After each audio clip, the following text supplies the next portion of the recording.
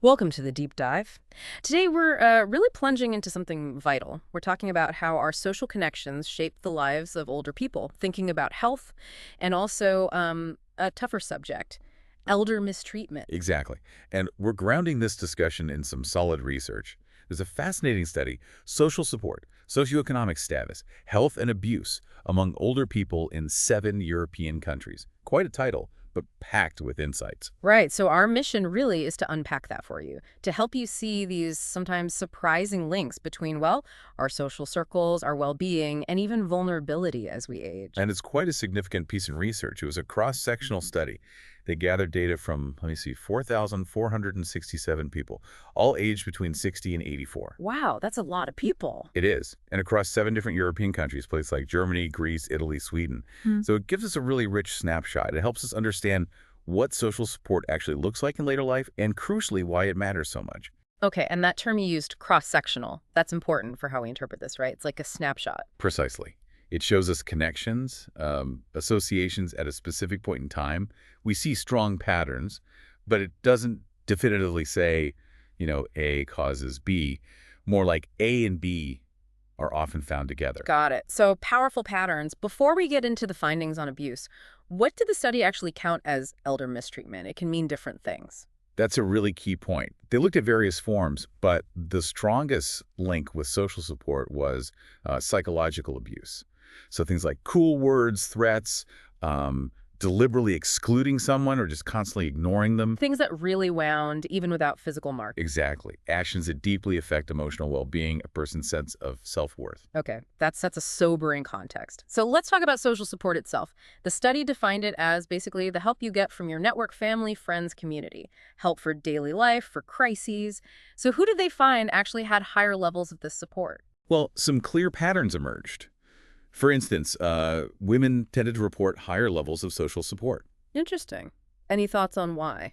The study suggests it might relate to, traditional roles or maybe women maintaining broader social ties.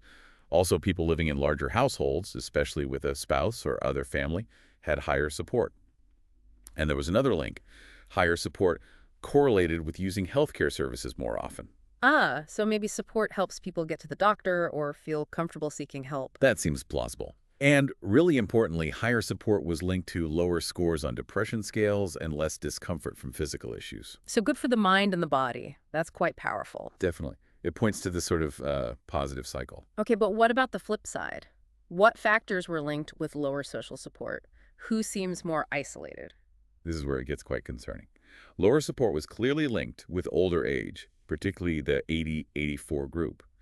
And interestingly, in what's called a multivariate analysis, men showed lower support.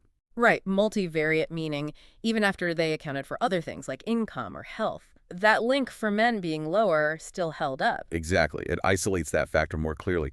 And another group with lower support, those whose main income was from social pensions or sick leave benefits. So financial vulnerability seems to go hand in hand with social isolation sometimes. It certainly looks that way. It creates this compounding disadvantage. And it feels like this naturally leads us to maybe the most serious finding, the connection between this low support and elder mistreatment.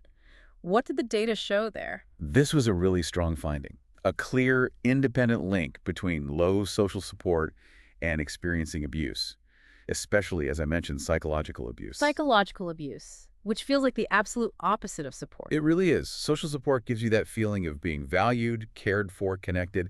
Psychological abuse actively destroys it. And there's this potential for a really damaging feedback loop, Low support makes someone more vulnerable to abuse. And then the abuse itself, the criticism, the ignoring, makes them feel even more isolated and unworthy. Precisely, it can erode their confidence, their connections, pushing them further into isolation. It's a vicious cycle. So taking all this in, it really sounds like having good social connections acts almost like a shield, particularly against that insidious psychological stuff. How does that work? Is it just people watching out?